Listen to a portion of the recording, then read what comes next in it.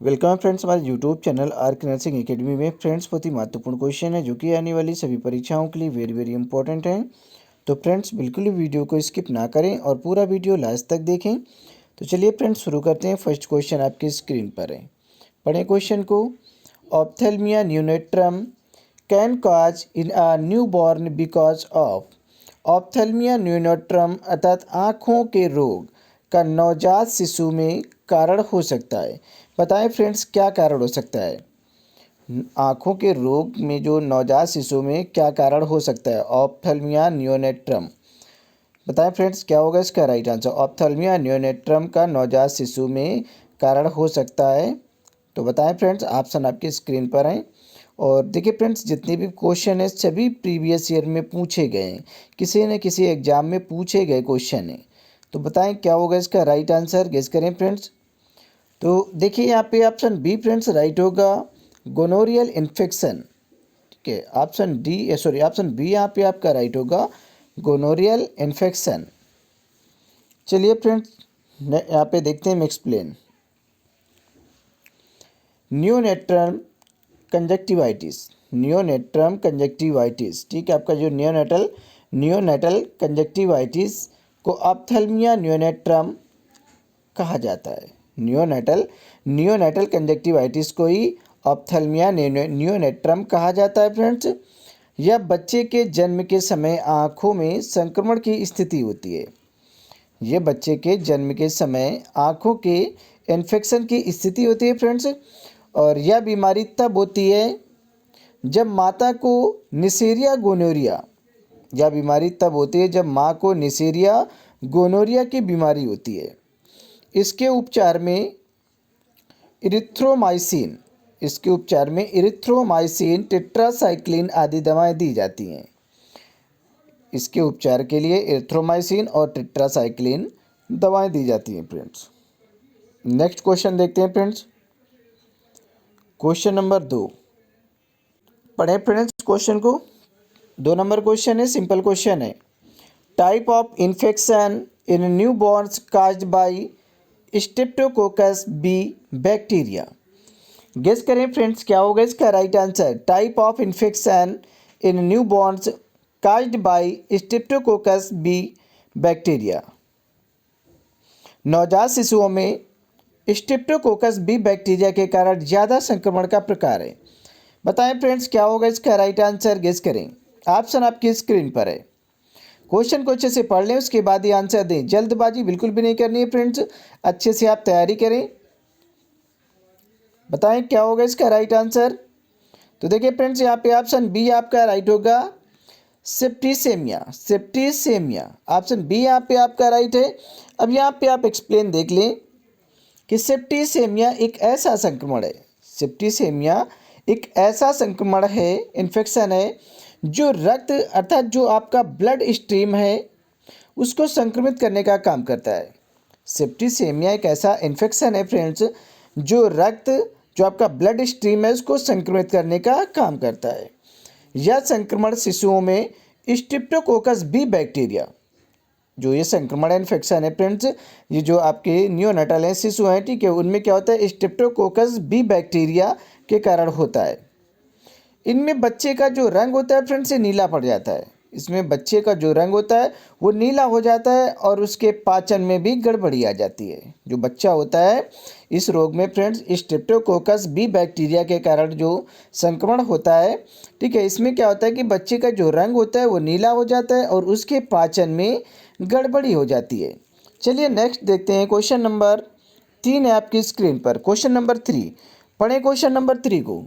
क्या होगा इसका राइट आंसर, अच्छे से पढ़ लें पहले क्वेश्चन को, उसके बाद ही आंसर दें, ठीक है। The common cause of parotitis among children is. देखिए फ्रेंड्स कोई भी क्वेश्चन हो, ठीक है, नया क्वेश्चन नहीं पूछा जाता, सभी क्वेश्चन वही आते हैं घुमा फिरा कर, बट केवल आपको कन्फ्यूजन होता है, आप पढ़ते नहीं हैं, बाद में कहते हैं कि सर आपका पढ़ाया हुआ कुछ फंसा ही नहीं। ठीक है, यूपी पीसीएस स्टाफ नर्स में 90% पेपर पढ़ाया हुआ आया है। ठीक है, यूपी पीसीएस जो स्टाफ नर्स का पेपर हुआ उसमें 90% पेपर पढ़ाया हुआ फंसा है। ठीक है, और बहुत ही नॉर्मल क्वेश्चन पूछे गए हैं। कुछ ही क्वेश्चन 10 या 15% क्वेश्चन ऐसे होते हैं जो क्वेश्चन थोड़ा टफ रखे जाते हैं। ठीक है, बाकी सभी क्वेश्चन नॉर्मल थे।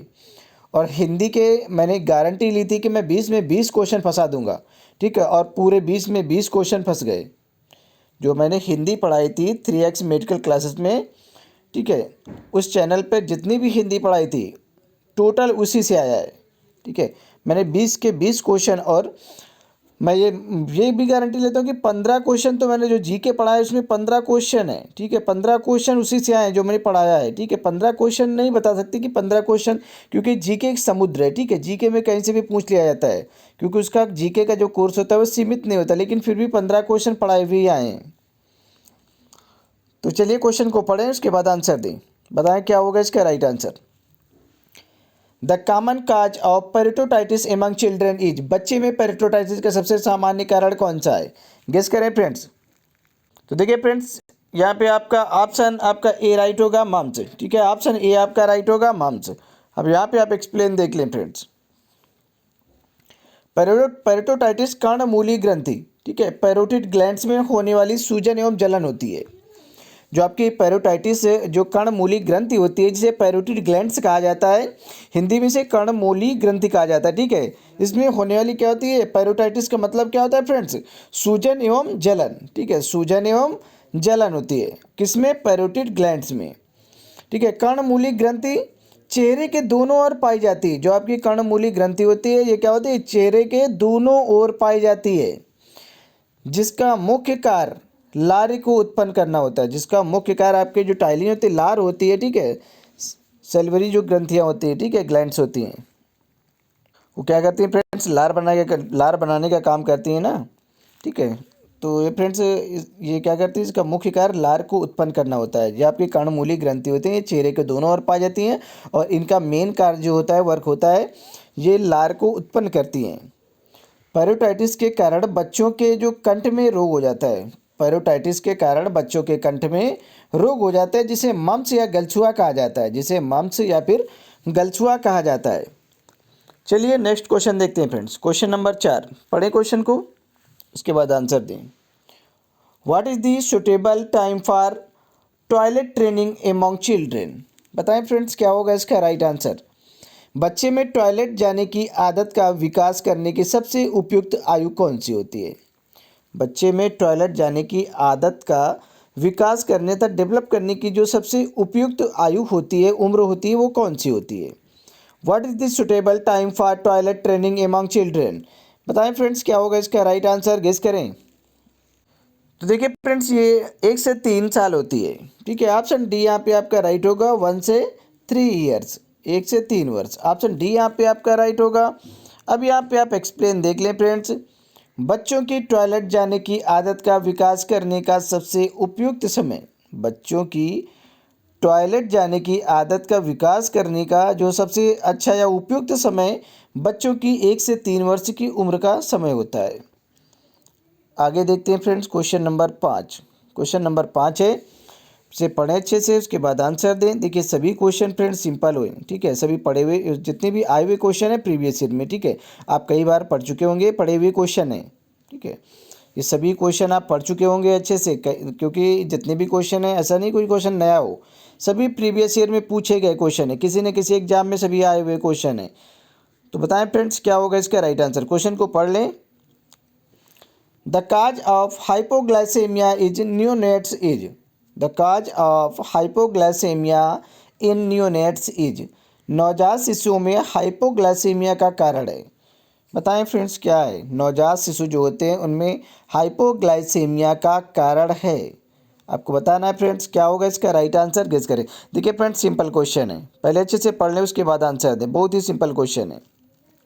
तो देखिए फ्रेंड्स, ये हाइपोग्लाइसेमिया का जो कारण है, इमेच्योर किडनीज, अपरिपक्व गुर्दे, ठीक है, ये ऑप्शन ए आपका राइट होगा फ्रेंड्स। और यहाँ पे आपका इमेच्योर लंग्स, अपरिपक्व फेफड़े, ठीक है, ये भी आपका होगा। ऑप्शन बी भी यहाँ पे राइट है आपका, इमेच्योर लीवर, अपरिपक्व लीवर। तो फ्रेंड्स देखिए यहाँ पे ऑल ऑफ द एबव, उपरोक्त सभी, जो मतलब जितने भी दिए गए फ्रेंड्स, नवजात शिशु में हाइपोग्लाइसीमिया का ये कारण है, ठीक है, इमेच्योर किडनी, इमेच्योर लंग्स और इमेच्योर लीवर, ठीक है। तो अब यहाँ पे हम एक्सप्लेन देखते हैं फ्रेंड्स। हाइपोग्लाइसेमिया में रक्त में उपस्थिति ग्लूकोज का स्तर सामान्य से नीचे चला जाता है।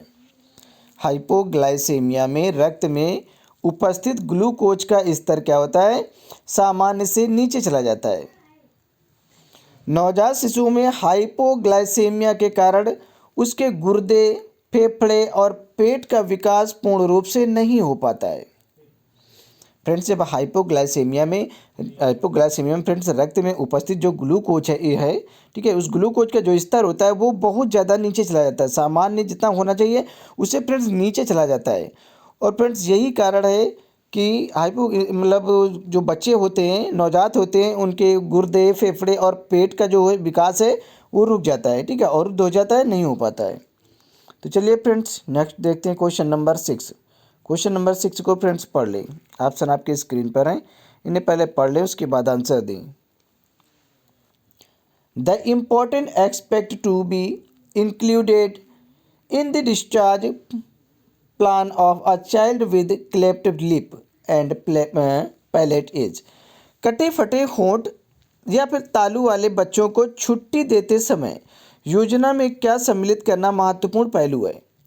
बताएं फ्रेंड्स क्या होगा इसका right answer. Important aspect to be included in the discharge plan of a child with cleft lip and palate is. कटे फटे होंठ या तालू वाले बच्चे को जो छुट्टी देते समय योजना में क्या सम्मिलित करना महत्वपूर्ण पहलू है। देखिए फ्रेंड्स ये ऑप्शन आपकी स्क्रीन पर है, चारों ऑप्शन। आप बताएं क्या होगा इसका राइट आंसर, गेस करें। तो देखिए यहाँ पे फ्रेंड्स आपका ऑप्शन ए आपका राइट होगा, establishment of adequate feeding pattern, तालिका पर्याप्त भोजन को स्थान देना। ऑप्शन ए यहाँ पे आपका राइट होगा। अब यहाँ पे आप एक्सप्लेन देख लें पहले। फ्रेंड्स एक्सप्लेन को आप अच्छे से पढ़ लिया करें क्योंकि एक्सप्लेन से कई क्वेश्चन कंप्लीट हो जाते हैं। अगर कभी कभी ऐसा होता है कि क्वेश्चन समझ में नहीं आता है तो आप एक्सप्लेन से भी समझ सकते हैं, ठीक है, आसानी से समझ में आ जाता है। तो एक्सप्लेन को ज़रूर पढ़ा करें। पढ़ें फ्रेंड्स। कटे फटे होंठ में शिशु के ऊपरी होंठ कटे हुए होते हैं। यह समस्या जन्म से ही होती है। यह समस्या फ्रेंड्स पैदाइशी होती है, ठीक है, जन्म से ही होती है। माँ के गर्भ के अंदर ही चेहरे की हड्डियों के विकास के साथ यह समस्या उत्पन्न होती है। ऐसे शिशुओं को पर्याप्त भोजन देने के साथ खास देखभाल की ज़रूरत होती है। जैसे खाना खिलाने के लिए कांटे चम्मच का प्रयोग नहीं करना चाहिए, ठीक है, जो कटे हुए चम्मच होते हैं या कांटे वाले चम्मच होते हैं उनका प्रयोग नहीं करना चाहिए, अथवा 5 से 15 मिली पानी मिलाना चाहिए। 5 से 15 मिली ml पानी मिलाना चाहिए।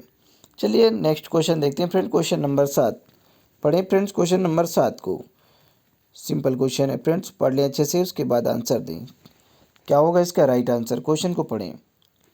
The flight of ideas refer to which of the following. विचारों की उड़ान। द फ्लाइट ऑफ आइडियाज, विचारों की उड़ान, refer to which of the following, निम्नलिखित में से किसे संदर्भित करने का काम करती है। बताएं फ्रेंड्स क्या होगा इसका राइट आंसर, गेस करें। क्वेश्चन आपकी स्क्रीन पर है और ऑप्शन भी आपको बताना है क्या होगा इसका राइट आंसर। तो देखिए फ्रेंड्स यहाँ पे ऑप्शन डी आपका राइट होगा, ठीक है, pattern of rapid transition. Pattern of rapid transition from topic to topic, विषय से विषय में तेजी से संक्रमण का पैटर्न। ऑप्शन डी राइट होगा आपका। यहाँ पे एक्सप्लेन देख लें। विचारों की उड़ान, विषय से संबंधी विषय में तेजी से संक्रमण का पैटर्न को संदर्भित करता है। यहाँ फ्रेंड्स पैटर्न नहीं पैटर्न है, ठीक है, पैटर्न। चलिए नेक्स्ट क्वेश्चन देखते हैं फ्रेंड्स, क्वेश्चन नंबर 8 है, पढ़ लें से क्वेश्चन नंबर 8 को। The nurse epidemiologist, the nurse epidemiologist एक महामारी विज्ञानी नर्स है। द नर्स एपिडेमियोलॉजिस्ट एक महामारी विज्ञानी नर्स है। अब आपको बताना है फ्रेंड्स क्या होगा इसका राइट आंसर। ऑप्शन आपकी स्क्रीन पर है, ये रहे फ्रेंड्स चारों ऑप्शन आपकी स्क्रीन पर। पढ़े नहीं, ऑप्शन को पहले अच्छे से पढ़े तभी आंसर दें। तो देखिए फ्रेंड्स यहाँ पे ऑप्शन आपका डी राइट होगा, helps providers of care to control infections, संक्रमणों को नियंत्रित करने के लिए उचित देखभाल की व्यवस्था करती है। संक्रमणों को नियंत्रित करने के लिए उचित देखभाल की व्यवस्था करती है। एक्सप्लेन देख लें यहाँ पे। एक महामारी विशेषज्ञ नर्स संक्रमण को देखने के लिए नियंत्रित करने के लिए उचित देखभाल की व्यवस्था करती है। आगे देखते हैं friends question number 9। Question number 9 को पढ़ें फ्रेंड्स, पढ़ लें अच्छे से, उसके बाद आंसर दें। Learning which includes motors organs, अधिगमन जिसमें प्रत्येक अंग अर्थात मोटर ऑर्गन्स सम्मिलित है। बताएं क्या होगा इसका right answer. Learning which includes motor organs. तो देखिए फ्रेंड्स यहाँ पे ऑप्शन बी आपका राइट होगा, मोटर लर्निंग। ठीक है, प्रेरक अधिगम, प्रेरक अधिगम, motor learning, option B right है। अब यहाँ पे आप एक्सप्लेन देख लें कि मोटर लर्निंग मोटर कौशल को विकसित करने के लिए किसी व्यक्ति की क्षमता में अपेक्षाकृत स्थायी बदलाव को दर्शाता है। ध्यान देने योग्य बात यह है कि मोटर लर्निंग में प्रेरक अंग अर्थात मोटर ऑर्गन सम्मिलित होते हैं। यह सीखना अभ्यास के एक कार्य के रूप में होता है और व्यक्ति आमतौर पर सीखने के विभिन्न चरणों से गुजरता है। फिट्स और पोजनर ने सीखने के 3 चरण बताए, संज्ञानात्मक, साहचर्य और स्वायत्त चरण। चलिए फ्रेंड नेक्स्ट क्वेश्चन देखते हैं। क्वेश्चन नंबर 10 पढ़ें फ्रेंड्स, क्वेश्चन नंबर 10 को, उसके बाद आंसर दें। फ्रेंड्स बताना है आपको, इसका फुल फॉर्म बताना है, पूरा नाम बताना है। The term MRSA in bacteriology stand for. The term MRSA in bacteriology stand for. जीवाणु विज्ञान में MRSA शब्द का अर्थ है। बताएं फ्रेंड्स क्या अर्थ है इसका। तो देखिए फ्रेंड्स ये पढ़ लें, उसके बाद आंसर दें। ठीक है, पहले पढ़ लें। Methicillin resistant staphylococcus aureus. Methicillin resistant staphylococcus aureus, option D आपका राइट होगा फ्रेंड्स। चलते हैं यहाँ पे फ्रेंड्स, हम एक्सप्लेन देखते हैं कि जीवाणु विज्ञान में MRSA का पूर्ण रूप मेथिसिलिन रेसिस्टेंस स्टेफिलोकोकस ऑरियस होता है फ्रेंड्स। यह एक जीवाणु है जो शरीर के विभिन्न भागों में संक्रमण का कारण बनता है। यह फ्रेंड्स क्या है, MRSA क्या है, ये एक प्रकार का फ्रेंड्स बैक्टीरिया है। ठीक है, जीवाणु है जो शरीर के विभिन्न भागों में संक्रमण इन्फेक्शन का कारण बनता है। चलिए नेक्स्ट क्वेश्चन देखते हैं फ्रेंड्स। क्वेश्चन नंबर 11 पहले क्वेश्चन को, उसके बाद आंसर दें। बताएं फ्रेंड्स क्या होगा इसका राइट आंसर। क्वेश्चन को पढ़ें, उसके बाद आंसर दें। विच of the following is required by the bacteria for its growth and increase. बताएं फ्रेंड्स क्या होगा इसका राइट आंसर। बैक्टीरिया को विकसित और संख्या वृद्धि करने के लिए निम्नलिखित में से किसकी सहायता की जरूरत होती है। बताएं फ्रेंड्स किसकी सहायता की ज़रूरत होती है। बैक्टीरिया को विकसित और संख्या में वृद्धि करने के लिए निम्नलिखित में से किसकी सहायता की ज़रूरत पड़ती है। तो देखिए फ्रेंड्स यहाँ पे ऑप्शन सी आपका राइट होगा, वार्म टेम्परेचर। ठीक है, ऑप्शन सी आपका राइट है, वार्म टेम्परेचर की ज़रूरत पड़ती है। चलिए नेक्स्ट क्वेश्चन देखते हैं। क्वेश्चन नंबर 12 पढ़ें क्वेश्चन नंबर 12 को। True about dying declaration is. मरने की घोषणा के बारे में क्या सत्य है। बताएं फ्रेंड्स क्या होगा इसका right answer. True about dying declaration is, मरने की घोषणा के बारे में क्या सत्य है। तो देखिए फ्रेंड्स यहाँ पे ऑप्शन ए आपका राइट होगा, more important than dying deposition, मरने के बयान से ज़्यादा महत्वपूर्ण है। ठीक है, मरने के बयान से ज़्यादा महत्वपूर्ण है कि मरने की घोषणा। ठीक है, मरने की घोषणा के बारे में ये सत्य है। ठीक है, more important than dying deposition. अब यहाँ पे फ्रेंड्स हम एक्सप्लेन देखते हैं ताकि क्वेश्चन अच्छे से आपको समझ में आ जाए। ठीक है, तो भारतीय साक्ष्य अधिनियम 1872 की धारा 32 फर्स्ट, भारतीय साक्ष्य अधिनियम 1872 की जो धारा है 32(1) के अंतर्गत या अनुसार मृत्युकालिक कथन का वर्णन किया गया है। यह मृत्यु के पहले किसी व्यक्ति द्वारा कही गई अंतिम बात होती है। यह मृत्यु के पहले किसी व्यक्ति के द्वारा कही गई अंतिम बात होती है जिसे साक्ष्य के रूप में स्वीकार किया जाता है, जिसे साक्ष्य के रूप में सबूत के रूप में स्वीकार कर लिया जाता है। मृत्युकालिक कथन मजिस्ट्रेट, पुलिस अधिकारी, डॉक्टर आदि के सम्मुख होना चाहिए। जो मृत्युकालिक जो स्टेटमेंट है फ्रेंड्स, कथन है, मरने वाले का जो कथन है वो मजिस्ट्रेट या फिर पुलिस अधिकारी या डॉक्टर के सम्मुख तथा सामने होना चाहिए। चलिए अब तो फ्रेंड्स समझ में आ गया होगा ये क्वेश्चन। अब हम आगे बढ़ते हैं। क्वेश्चन नंबर 13, बताएं फ्रेंड्स क्या होगा इसका राइट आंसर। ये तो फ्रेंड बहुत ही सिंपल है, बताएं क्या होगा इसका राइट आंसर, गेस करें फ्रेंड्स, कई बार पढ़ चुके हैं। For MTP consent is taken from, एक देखिए MTP के लिए सहमति लिया जाता है। बताएं फ्रेंड्स ये MTP के लिए सहमति किससे लेना जरूरी होता है, वाइफ ओनली, हस्बैंड ओनली, या फिर बोथ, या फिर नन ऑफ दीज। बताएं फ्रेंड्स किससे MTP के लिए सहमति आवश्यक है। Medical termination of pregnancy, medical termination of pregnancy के लिए फ्रेंड्स किसकी सहमति लेना आवश्यक होता है।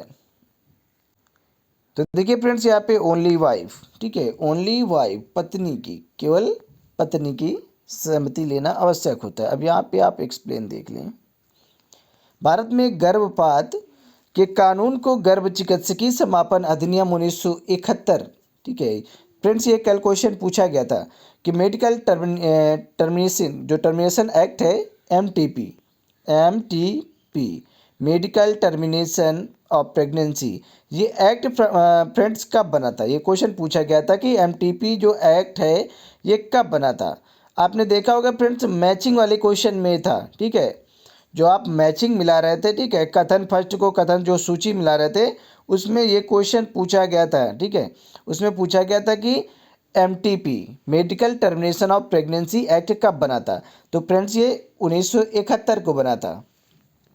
तो इसे देख लें फ्रेंड्स, MTP भारत में गर्भपात के कानून को गर्भ चिकित्सकीय समापन अधिनियम 1971 मेडिकल टर्मिनेशन ऑफ प्रेगनेंसी अर्थात MTP के तहत नियंत्रित किया जाता है। अब आगे देखते हैं। इसके तहत महिलाएं कुछ विशेष परिस्थितियों में सरकारी अस्पताल में या सरकार द्वारा अधिकृत तथा मान्यता प्राप्त किसी चिकित्सा केंद्र में प्रशिक्षित डॉक्टर द्वारा गर्भपात करवा सकती हैं। इसके लिए घर के किसी सदस्य की लिखित इजाज़त की ज़रूरत नहीं होती है, परंतु यदि 18 वर्ष से कम आयु की महिला जो कि पागल है, अगर 18 वर्ष से कम आयु की है और पागल है और उसको जो उसके माता पिता या फिर पति नाबालिग लड़की से शादी हो गई हो उसकी, ठीक है, अगर वो 18 वर्ष से कम आयु की है और वो पागल है, माता पिता या फिर पति से अगर उसकी नाबालिग लड़की से शादी हो गई है तो इससे लिखित की इजाज़त की ज़रूरत होती है, ठीक है, तब उसमें पति की और या फिर माता पिता की लिखित की जो इजाज़त होती है उसकी ज़रूरत होती है। बट जबकि 18 वर्ष से जो अधिक की जो महिलाएं होती हैं उनमें केवल स्वयं की, ठीक है, केवल जो महिला की जिसकी MTP होनी है, ठीक है, मेडिकल टर्मिनेशन ऑफ प्रेगनेंसी होनी जिसकी, ठीक है, जिसमें टर्मिनेशन होना जिसका, ठीक है, केवल उसी की स्वीकृति देनी आवश्यक होती है। ओनली वाइफ, ठीक है, ओनली क्या होता है, ओनली वाइफ, ठीक है, केवल इसी की आवश्यकता होती है अगर 18 वर्ष से अधिक है। पढ़ें क्वेश्चन को। क्वेश्चन नंबर 14, क्वेश्चन नंबर 14 है, इसे पढ़ ले पहले। Knowledge that is patterned for reasoning is known as use in, ज्ञान का वह रूप या फिर नमूना जो तार्किक, ठीक है, तार्किक रूप से उपयोग के लिए जाना जाता है। ज्ञान का वह स्वरूप या वह रूप, नमूना, या अगर नमूना कहें तो भी ठीक है, ठीक है, ज्ञान का रूप कहें या फिर नमूना जो तार्किकता के उपयोग के लिए जाना जाता है। बताएं फ्रेंड्स क्या होगा इसका राइट आंसर, गेस करें।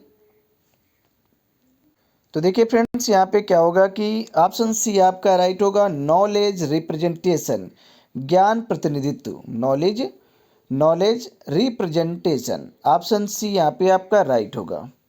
अब यहाँ पे आप एक्सप्लेन देख लें। ज्ञान प्रतिनिधित्व तर्क के उपयोग के लिए नमूना के रूप में जाना जाता है। ज्ञान प्रतिनिधित्व कृत्रिम बुद्धि का क्षेत्र है। जो ज्ञान प्रतिनिधित्व है ये कृत्रिम, जो आर्टिफिशियल, ठीक है, जो बुद्धि होती है आपकी, तो फ्रेंड्स कृत्रिम बुद्धि का केंद्र है जो विश्व के बारे में ऐसी सूचनाओं को प्रस्तुत करने के लिए समर्पित होता है जिसका प्रयोग जटिल कार्यों के समाधान के लिए किया जा सकता है। आगे फ्रेंड्स देखते हैं क्वेश्चन नंबर 15। पढ़ें क्वेश्चन को, उसके बाद आंसर दें। बताएं क्या होगा इसका right answer. A baby lift his hands hearing hard voice is called. बताएं क्या होगा इसका राइट आंसर। एक शिशु के द्वारा सख्त आवाज़ सुनकर, एक जो शिशु है वो किसी की सख्त आवाज़ सुनकर हाथों को ऊपर उठाना क्या कहलाता है। बच्चा अगर किसी की आवाज़ सुनकर, सख्त आवाज़ सुनकर वो बच्चा अपने हाथों को ऊपर उठाता है तो उसे क्या कहा जाता है। बताएं फ्रेंड्स क्या होगा इसका राइट आंसर। तो देखिए फ्रेंड्स, इसे मैरो-स्टार्टल रिफ्लेक्स एक्शन कहा जाता है। मारो-स्टार्टल रिफ्लेक्स क्रिया। ऑप्शन सी यहाँ पे आपका राइट होगा। अब यहाँ पे आप एक्सप्लेन देख लें कि एक शिशु द्वारा सख्त आवाज़ सुनकर हाथों को उठाना एक नॉर्मल प्रक्रिया है जो आवाज़ की संवेदना के कारण होती है। जो आवाज़ की संवेदना के कारण होती है। शिशु अपनी प्रतिक्रिया को हाथों को ऊपर उठाकर प्रदर्शित करता है। चलिए नेक्स्ट क्वेश्चन देखते हैं फ्रेंड्स। ये लास्ट क्वेश्चन हमारा 16 नंबर। क्वेश्चन को अच्छे से पढ़ लें, उसके बाद आंसर दें। Treatment for alcoholism. Treatment for alcoholism generally begins with. देखिए, शराब पीने के उपचार की शुरुआत प्रायः किसके साथ प्रारंभ होती है। बताएं फ्रेंड्स क्या होगा इसका right answer. Treatment for alcoholism generally begins with. शराब पीने के उपचार की जो शुरुआत है प्रायः किसके साथ प्रारंभ होती है। तो बताएं फ्रेंड्स ये किसके साथ प्रारंभ होती है, बताएं। तो देखिए फ्रेंड्स, यहाँ पे आपका ऑप्शन सी राइट होगा, साइकोथेरेपी, मनोचिकित्सा। ठीक है, ऑप्शन सी यहाँ पे आपका राइट होगा। अब यहाँ पे आप एक्सप्लेन देख लें। शराब पीने के उपचार की शुरुआत मनोचिकित्सा के साथ शुरू की जाती है। जो शराब पीने के उपचार की शुरुआत मनोचिकित्सा के साथ शुरू की जाती है।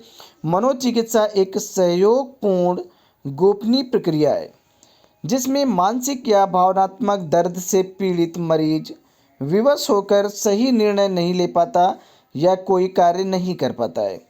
इस स्थिति में साइकोथेरेपी अर्थात मनोचिकित्सा बहुत लाभदायक होती है। तो फ्रेंड्स, हमारा लास्ट क्वेश्चन था।